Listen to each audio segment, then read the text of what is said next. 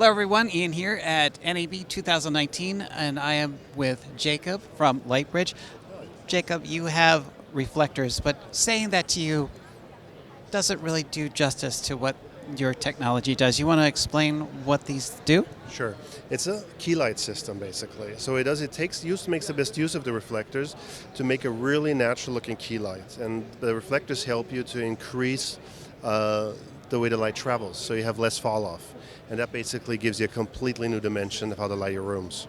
So we're taking these reflectors, we're controlling the amount of reflection, but not only that, we're shaping light. We're creating different types of light for different situations. Exactly. That's the reason we call them C-Reflectors, so people see it's the C-Reflect lighting system, and then people see it. So basically it comes off 4 reflectors, right? You go from hard to soft. We kind of ranged in between a real mirror, because that's out there, and big butterfly bounce is obviously the out there too, so we kind of made the patch right in the middle there to give you exactly that control and zoning that's necessary. Okay, so we have these examples, and we have a really interesting little demonstration of that. So why don't we get the camera to look at this, and you can kind of describe the different qualities. Of course. Sure. So we have a look at this box here right now, so we can get a feeling of what light actually means if it travels into the room. So just think about having a light source on the floor. I'm mounting a lightweight reflector above the window and lighting inside. And here we go. So this is your diffusion number 1, basically black, punch black. And you have a really kind of hard shadow already, but it's a little bit softer than you would see on a mirror. And if you look at the wall at the back, you see actually there's a really even distribution from left to right. That's actually because the light's traveling further, and that's the reason it's giving you this really natural impression. We know this from cherry pickers, but with the reflector being so close, I have full control over the room. So I can even light onto the ceiling if I want to get some fill light from there off angles. All has to do with that the reflectors give you 97% total light reflection. It's only 3% loss. From there we go to diffusion number 2. This is where the magic starts. So let me see where we're at here. Perfect. So you see how soft the shadow's getting? And we're only changing the diffusion size, basically, of the reflector. So it's a little bit more diffused, but at the same time, I still got control over my light. What's impressive about that is because we're used to putting up flags and frames actually to achieve this control in a room. So with the C-Reflect lighting system, you actually turn to lose this. From there, you can go to diffusion number 3. There you go. And it's really softer and nicer into a room. What you also see is it looks like the whole room's lit. This has a lot to do with, because you let the light travel so nicely, that it's with the flow of the light, that you're using the best use of all the walls and the floors, and they're really helping to give you the exposure in the whole room. And that's actually why we can do masters and close-ups at the same time, like we did on By the Sea with Angie Jolie. Perfect. And from there you can go to diffusion number 4. It's really made for beauty shots, close-ups, and it's not going to give you that much exposure anymore in a room because you have 180 degree spread, so I wouldn't advise this for the window. It's absolutely beautiful for touch-ups and close-ups like that. Well, I guess we should have a look at the kit now to see what actually the range of tools give you to actually paint your set. All right, Jacob, so you've got these in all different sizes and configurations. You want to show us what kits can be, how they can be configured? So this is basically what we've seen over the last 15 years of developing the system of what's necessary. But we do custom sizes in all sizes, some DPs on round reflectors, so we can do all that, or bigger sizes. But basically what we found for ourselves, the really small kitties are great for tabletop work, and they're good for eye lights because you can hide them on tables, and you don't really need a punchy light source going into here. It's often just enough to catch something off of somewhere to get some eye light going. From there you go up to 15 centimeters. They come in these kind of speed bags because it's just easy to control. You don't want to lose control of the reflectors on the set, so we made them like scrim bags basically. You just hang them on the stand, and then you can just show the DP, one harder, one softer, and just keep going. So that's perfect. So from there, we go to the 50 centimeter reflectors and then to the meter by meter.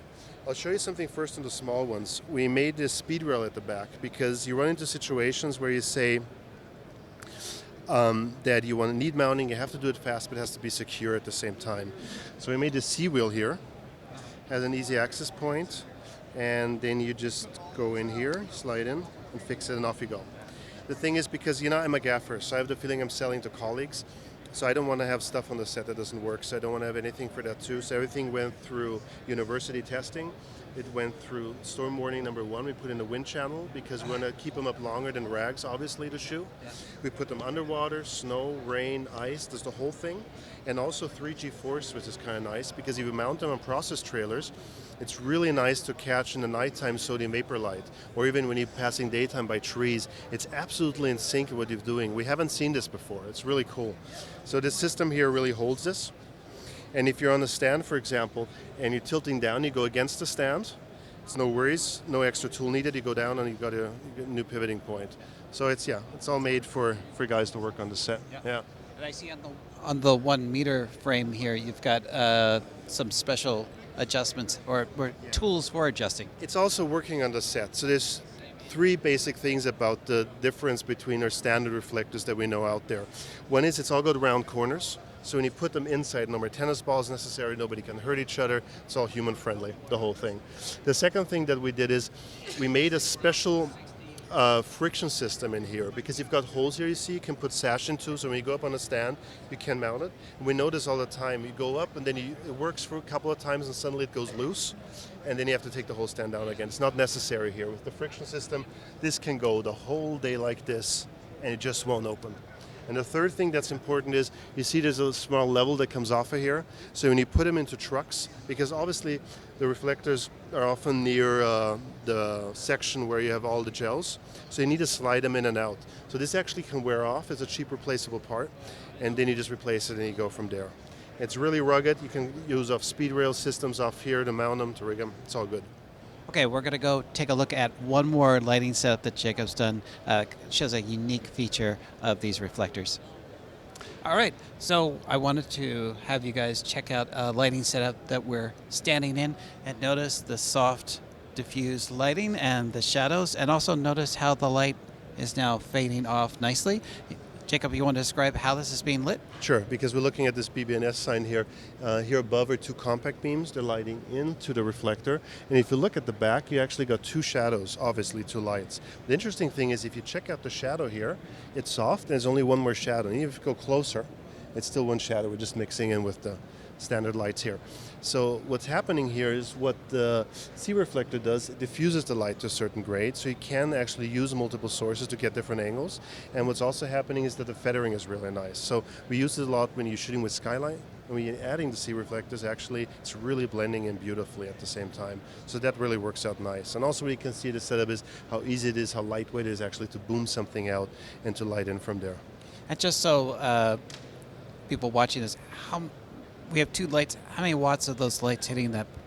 We'll have to talk to Toby from BBNS to find that out. Approximately. They're really lo-fi. You can put them on D-tab onto batteries, no worries about them. It's really powerful output. It's a special lens that actually takes the LED and makes it really spotty, so it's a 7-degree lens, almost a spill light. I've been using them a lot on the last feature now because they're so lightweight. What I do is I put it on a C-stand, and I have it in the middle of the C-stand. On top I have the reflector, so it can light up. And if I put the light down really low on the C-stand, I get really nice fall off. And if I want a double reflection, because I want more, I just move up the lamp, point it down at the floor, use a reflector down here, lights down, up into the second one, and then onto the set. And because the reflectors are spill light free, you don't have a lot of gear standing around like that. So it's great. It's lightweight, it's on battery, it's perfect for us.